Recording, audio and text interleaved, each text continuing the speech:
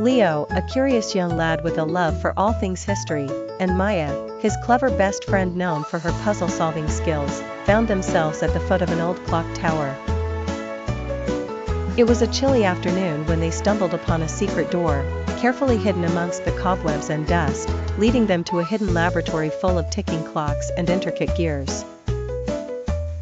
There, amidst the chaotic beauty of the lab, they discovered a glowing watch, unlike any they'd ever seen. As the children marveled at their discovery, a mysterious figure emerged from the shadows, Professor Chronos, the enigmatic scientist. "This," he said, pointing to the watch, "is no ordinary timepiece. It grants you the power to travel through time. But beware, for the time thief seeks to manipulate history to his wicked desires." Leo and Maya were captivated, eager to embark on a time-traveling adventure, but aware of the impending danger. With a flicker, the watch sent them spiraling through time, landing first in ancient Egypt, now devoid of its iconic pyramid. "The time thief has been here," squeaked Tick, their robot companion. "We must restore the pyramid or history will remain altered." Guided by Maya's understanding of hieroglyphs and Leo's determination, they used the watch's power to recreate the mighty structure, blocks clicking into place under the Egyptian sun. Successfully restoring the pyramids, the watch buzzed again, directing them next to a medieval kingdom frozen in time. The legendary Excalibur had vanished, caused by the thief's meddling. Once retrieved from its hiding place, Leo returned the sword to its rightful place, and with it, the kingdom back to life. Yet their adventure was far from over. The watch whimpered under its strain, vaulting them into a grim future where the time thief ruled supreme. "With my hourglass," snickered the thief, "I can erase everything." But with Tick's guidance, and using the last fragment of the watch's power, Leo and Maya turned the clock back just in time, unraveling the thief's dark magic and saving their reality. Professor Chronos reappeared, his eyes twinkling with pride. "You have saved history," he commended, bestowing upon them a golden gear, a memento that would glow in times of temporal distress. As the children stepped out from the now disappearing lab, they wondered about the adventure. Was it a magical dream? Leo felt the watch ticking softly in his pocket, reassuring him that time's mysteries were yet boundless and the past, present, and future forever intertwined. Sophia was a curious little girl who absolutely loved reading. Books were her best friends, filled with adventures waiting to be explored. Her best friend Max, on the other hand, adored solving mysteries. Together, they were quite the team. One bright afternoon, they decided to spend their day in the old library, a towering labyrinth filled with rows and rows of books. As they wandered, Sophia gasped in delight. "Look at that book. It's glowing," she exclaimed, pointing to a shimmering book perched on the highest shelf. "Let's check it out," Max responded, his eyes twinkling with excitement.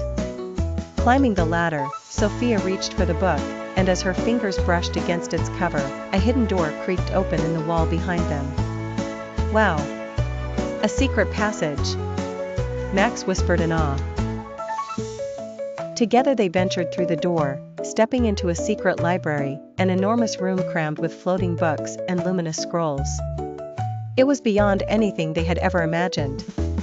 Excitement turned to alarm as they noticed books starting to fade into thin air. "This is the work of the ink monster," called out Professor Quill, the librarian with a twinkle of magic in his eye. He explained, "It seeks to erase stories forever. Hurry, before they're lost." Determined, Sophia and Max sprung into action, scribbling down missing words. They watched relieved as the books glowed back to life. Suddenly, a giant clock in the middle of the room began to tick backwards. "The bookkeeper's test," Max shouted. A golden key hidden in a riddle held the answers to unlocking time. With clever thinking and teamwork, they unraveled the mystery, restored the book, and time was set back to its rightful place. But just as they celebrated their success, a dark shadow loomed above them. All stories must fade into darkness, the menacing ink monster declared.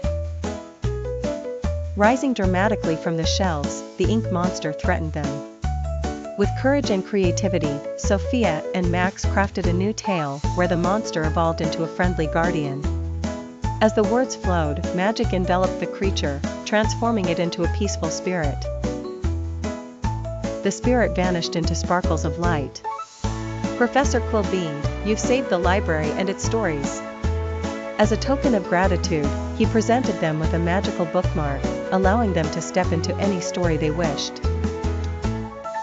With hearts brimming with wonder, they returned to the main library, the secret door softly closing behind them.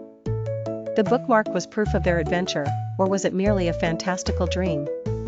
Stories live forever as long as we remember them. With Sophia and Max's help, the stories would surely thrive for generations to come. Jake and Mia were best friends who lived by the sea and dreamed of adventures. One sunny afternoon, as they explored the beach, Jake stumbled upon a peculiar object. It was an old bottle, its glass clouded with age, and inside was a piece of worn-out paper. "Wow! A real treasure map," exclaimed Jake. Mia, eyes wide with excitement, added, "Look. It leads to Pirate Island." Just then, a vibrant parrot named Squawk swooped down, perching on a nearby rock. "Follow the map," Squawk warned, "but beware of the sea witch." With spirits soaring, the duo scrambled into their small boat, setting sail toward the mystical pirate island. Upon reaching the island, they were met with their first challenge, 3 stone skulls guarding the entrance to a shadowy cave. "To pass, solve this riddle," commanded the first skull in an eerie voice. Riddles were Mia's favorite, and after a moment's thought, she gleefully solved it. The skulls, satisfied with their answer, allowed the adventurers to proceed. Venturing deeper, they arrived at a daunting sight, a broken bridge spanning a dark abyss. Jake hesitated, "How do we cross?" Squawk fluttered beside them, bringing a twist of intrigue, "One of these paths is real, the others are fake." Trusting their instincts and using a little help from Squawk's riddles, they managed to decipher the illusion and crossed safely to the other side. Finally, the pair reached the heart of Pirate Island where the glimmering treasure awaited. However, their triumph was short-lived, for the sea witch emerged, casting a mighty wave with a cackling laugh. Lightning flashed as she declared, "No one shall take the pirate's gold." But Jake remembered the golden seashell they found earlier by the shore. Holding it high, they commanded the witch's spell to break, causing her powers to dissipate before their eyes. With the sea witch's defeat, a grateful Captain Finn appeared, shimmering with appreciation. "Thank you, young adventurers. The treasure is yours." As Jake and Mia eagerly opened the chest, they were surprised to find not glittering gold but a magical compass. "It points to more adventures," Mia observed, holding the compass, which seemed to pulse with possibilities. As they turned to leave, the treasure cave slowly faded into mist, leaving them to wonder if their adventure had been a dream. The moral of their daring escapade lingered with them: bravery and teamwork can unlock the greatest treasures. Jake and Mia sailed back home, dreams of future quests sparked by the compass that lay warm in Jake's hand.